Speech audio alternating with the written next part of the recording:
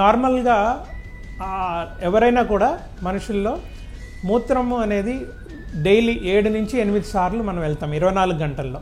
రాత్రిపూట ఒక్కోసారి లేస్తాం, ఒక్కోసారి లేము. దీనికి కారణం ఏంటంటే రాత్రిపూట ఎక్కువ రానందుకు యాంటీ డైరెటిక్ హార్మోన్ ఉంటుంది, వాసోప్రెసిన్ అంటాం. దీనివల్ల రాత్రిపూట యూరిన్ అనేది ఎక్కువగా రాదు.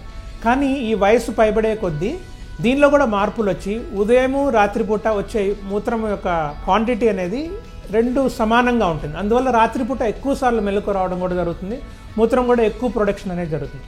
సో వయసును బట్టి ఏమవుతుందంటే మూత్రాశయము యొక్క కెపాసిటీ తగ్గిపోవడము, మూత్రాశయం తొందరగా పంప్ చేయడము, మూత్రం ఏదైతే మనం ఆపుకునే శక్తి ఉంటుందో ఆ కండరము అది వీక్ అయిపోయినందువల్ల, కోఆర్డినేషన్ సరిగ్గా లేనందువల్ల మూత్రం ఫ్రీగా బయటికి పోకుండా మనకు ఒక రకమైన అడ్డం ఏర్పడి మూత్రం సన్నబడిపోవడము, ఎక్కువసార్లు రావడము, ఆగిపోవడము, దానివల్ల ఫ్రీక్వెంట్గా మూత్రంలో ఇన్ఫెక్షన్స్ రావడము, మూత్ర ఇన్ఫెక్షన్ అంటాం. అంటే మూత్రంలో మంట, నొప్పి, ఎక్కువసార్లు రావడం, పొత్తి కడుపులో నొప్పి, జ్వరం రావడము, కొన్నిసార్లు మూత్రంలో రక్తం రావడము, ఇవన్నీ కూడా మనకు సిమ్టమ్స్ అనమాట, మనకు ఏజింగ్ అవుతుంది అని.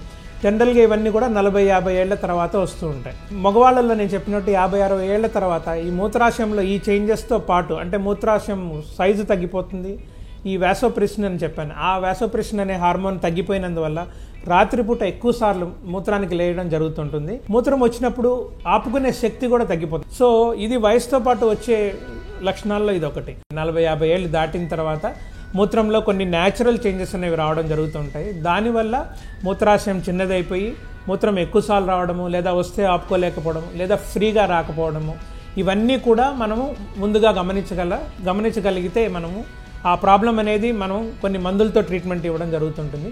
చాలామంది పెద్దవాళ్ళు ఇది వయసుతో వచ్చే ప్రాబ్లం అని చెప్పేసి నెగ్లెక్ట్ చేస్తుంటారు. అలా నెగ్లెక్ట్ చేయకుండా ఈ ప్రాబ్లమ్ని ముందుగానే గుర్తించి ఒక యూరాలజిస్ట్ని కానీ సంప్రదించితే దానికి మంచి ట్రీట్మెంట్స్ ఉన్నాయి, బిహేవియరల్ థెరపీస్ అని ఉన్నాయి, తర్వాత యాంటీకోలినర్జిక్ ట్రీట్మెంట్స్ అని ఉన్నాయి.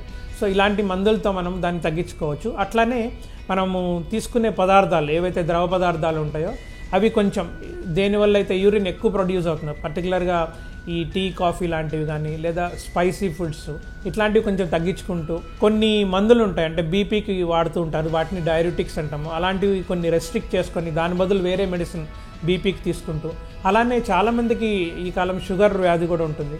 దానివల్ల కూడా బ్లాడర్లో ఈ షుగర్ వల్ల ఈ మూత్రం అనేది ఎఫెక్ట్ అయ్యి మూత్రాశయము, దానివల్ల డయాబెటిక్ సిస్టోపతి అంటాము, దీనివల్ల కూడా మూత్రం వచ్చినప్పుడు ఆపుకోలేకపోవడము, తొందరగా వెళ్ళాల్సి రావడము.